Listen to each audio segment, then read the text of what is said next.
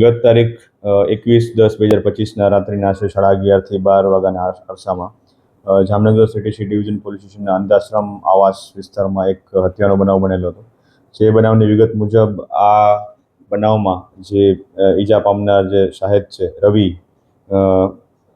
જેનું નામ છે રવિ વાલજીભાઈ દવે, એ ભાઈ પોતાના ત્યાં બેનના બ્લોક પાસે ફટાકડા ફોડતા હોય અને ત્યાં સામેના જે પાડોશી છે એમના મિલન, જે આ કામના આરોપી છે, તેમની વચ્ચે રવિ અને મિલન વચ્ચે ફટાકડા ફોડવા બાબતે બોલાચાલી થયેલી હતી. અને આ બોલાચાલી દરમિયાન જે આ કામના મરણ જનાર છે મુકેશ ઉર્ફે કાનો કરસનદાસ કાપડી, એમના દ્વારા આ મિલનને અને મિલનના ફાધર જે છે રમેશભાઈ ગુજરિયા, એમને સમજાવવામાં આવેલા હતા અને આ બાબતની બોલાચાલી આગળ વધી હતી.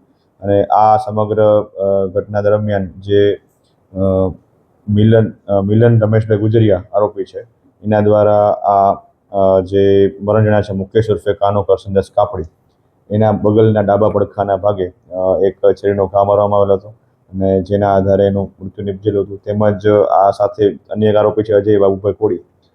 આ ત્રણેય આરોપીઓ સાથે મળી અને જે બીજા આરોપીનો સાહેબ છે રવિ, એને પણ છરીનો ઘા મારવામાં આવેલા છે.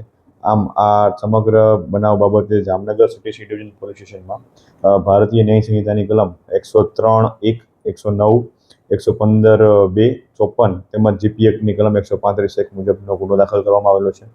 જેમાં આ ત્રણેય આરોપી જે છે રમેશભાઈ ગુજરિયા, મિલન રમેશ ગુજરિયા અને અજય બાબુભાઈ કોળી, આ ત્રણેય આરોપીને હાલ હસ્તગત કરી અને આગળ એમને એરેસ્ટ કરવાની કાર્યવાહી હાલ ચાલુમાં છે અને સમગ્ર તપાસ હાલ સી ડિવિઝન પોલીસ સ્ટેશનમાં ચાલુ છે.